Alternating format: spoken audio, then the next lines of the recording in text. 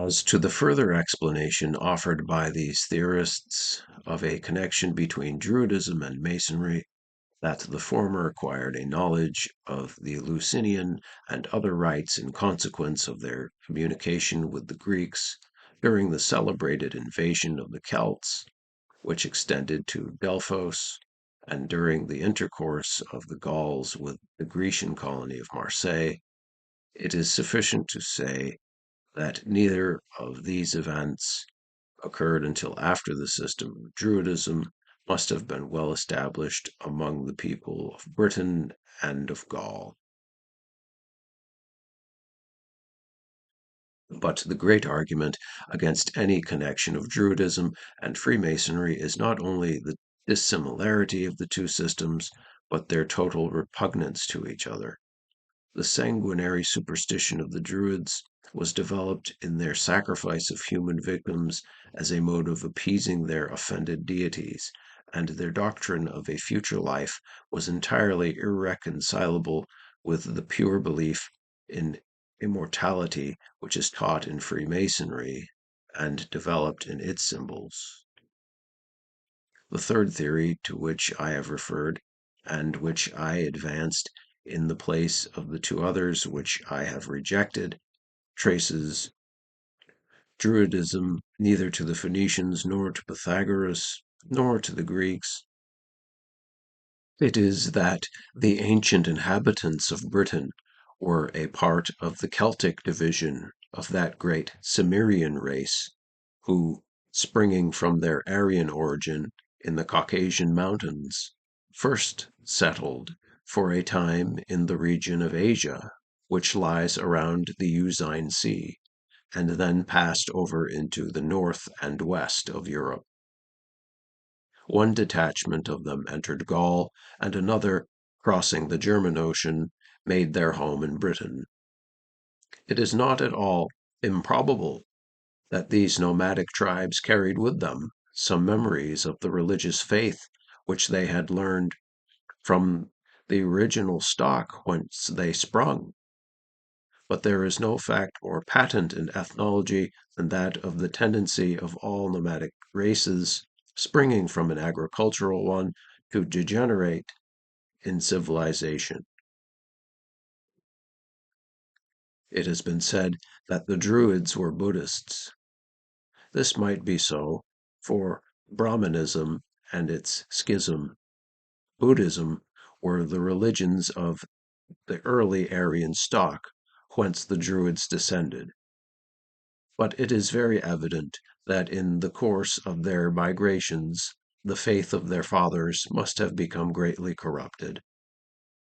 Between Buddhism and Druidism, the only connecting link is the dogma of the transmigration of souls.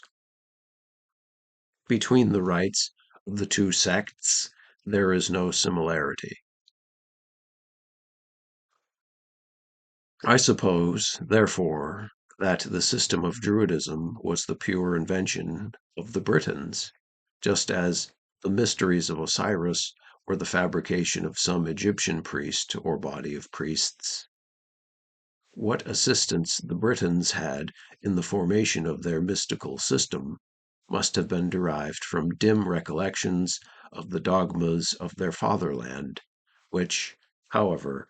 from the very dimness of those recollections, must have been greatly perverted. I do not find any authentic proof or any reasonable probability that they had obtained any suggestions in the fabrication or the improvement of their system of religious rites from the Phoenicians, from the Greeks, or from Pythagoras. If, for the sake of argument, we accept for a time the theory that Freemasonry and the mysteries originated from a common source, whence is derived a connection between the two, we cannot fail to see, on an examination of the doctrines and ceremonies of the Druids,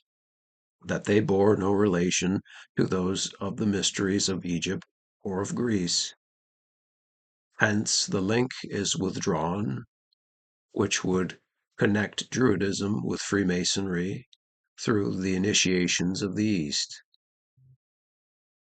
But the fact is that there is not in Druidism the slightest resemblance to Freemasonry, except in the unimportant circumstance that both have mystical ceremonies.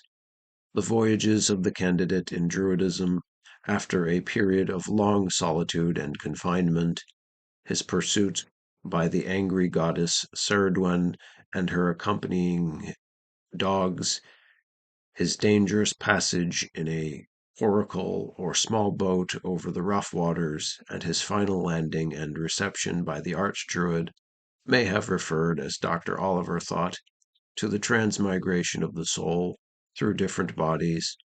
but just as probably symbolized the sufferings and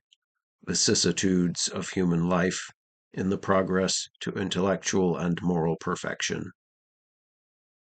But they bear not the slightest analogy to the mystical death in Freemasonry, which is the symbol of a resurrection to a future and immortal life. Hence, the bold assertion of Paine, in his frivolous essay on the origin of Freemasonry, that it is derived from and is the remains of the religion of the ancient Druids, simply shows that he was a mere soleist in the subject of what he presumptuously sought to treat. Equally untenable is the proposition of the more learned Faber, when he says that the Druids are probably the real founders of English Freemasonry. The conclusion to which I think we must arrive, from what we learn of the two institutions from historical knowledge of one and personal experience of the other, is that Freemasonry has no more relation or reference or similitude to Druidism than the pure system of Christianity has to the barbarous fechism of the tribes of Africa.